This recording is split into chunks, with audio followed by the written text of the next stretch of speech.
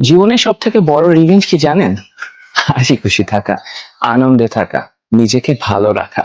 কেউ আপনাকে হার্ট করলে আপনি সেই বিষয়টা নিয়ে সারাদিন মন খারাপ করে থাকেন, সেই মানুষটার ওপর মন খারাপ করে থাকেন, বা সেই কথাটা নিয়ে সারাদিন ভাবতে থাকেন।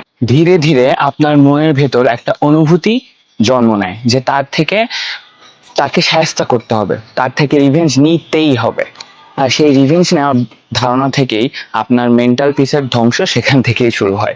ডে বাই ডে আপনার মেন্টাল পিস একদম নষ্ট হয়ে যায়, আপনার স্ট্রেস লেভেল এইখান থেকে এইখানে পর্যন্ত চলে যায়। অথচ যে আপনাকে হার্ট করলো সে কিন্তু দিব্যি চিল্লা করছে, সে কিন্তু দিব্যি আনন্দে আছে।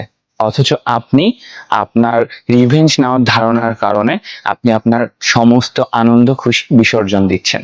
কেন বস? কারো কথায় বা আচরণে নিজেকে এতটা কষ্ট দেওয়ার কি সত্যিই কোনো প্রয়োজনীয়তা আছে?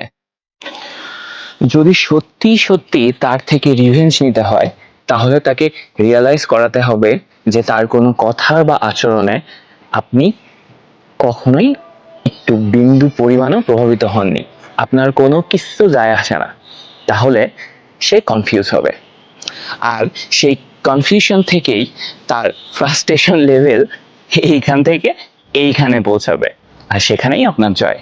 তাই যদি আপনি সত্যি কারো থেকে রিভেঞ্জ নিতে চান, তাহলে হাসি খুশি থাকতে হবে, ভালো থাকতে হবে, নিজেকে ভালো রাখতে হবে।